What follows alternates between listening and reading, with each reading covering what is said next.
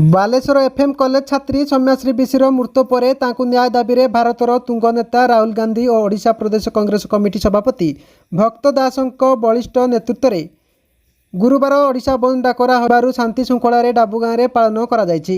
କିନ୍ତୁ ନବରଙ୍ଗପୁର ଜିଲ୍ଲା ଡାବୁଗାଁରେ କେବଳ ସରକାରୀ କାର୍ଯ୍ୟାଳୟ ଓ ବିଦ୍ୟାଳୟ ମହାବିଦ୍ୟାଳୟ ବନ୍ଦ ରହିଛି। 7 ଦିନରେ ଡାବୁଗାଁ ହାଟ ପ୍ରତ୍ୟେକ ଗୁରୁବାରରେ ପଡ଼ୁଥିବାରୁ ଜନସାଧାରଣଙ୍କ ଅସୁବିଧା नहीं ओडिशा बंद डाकरा सबुआड़े चालू रही बेले डाबुगाँरे दोकान बजार खोला रही जनसाधारण माने साप्ताहिक हाट करें हाट थिबारु डाबुगाँ बंद रही नथिला। एने ब्लॉक कांग्रेस कमिटी पक्षर बुधवार सूचना दिया।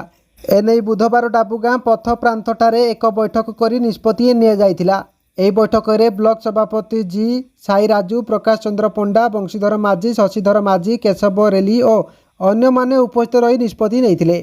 गुरुवार बंद पालन पर मुख्य रास्तार शांतिपूर्ण भाव रास्ता रोको देखा मिली। आंदोलन समय कांग्रेस ब्लॉक सभापति जी साई राजू, प्रकाश चंद्र पंडा, बंशीधर माझी, धबल नायक, शशिधर माझी, केशव रेली और अन्य माने उपस्थित रही शांतिपूर्ण भाव बंद पालन करा।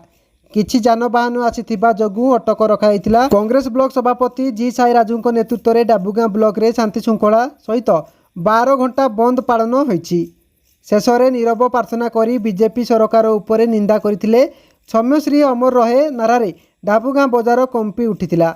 आज साप्ताहिक बजार थिले हें जनगहली शून्य बजार रहिथिला। समस्त शिक्षक, शिक्षयित्री, अध्यापक, अध्यापिका, दुकान मालिक अटकी रहिथिबा जानवाहन ड्राइवर मानक सह जनसाधारण मानकु कांग्रेस दल तरफरु शांति श्रृंखला ओडिशा बंद पालन में सहायता करिथिबारु समस्तଙ୍କୁ धन्यवाद अर्पण करथिले।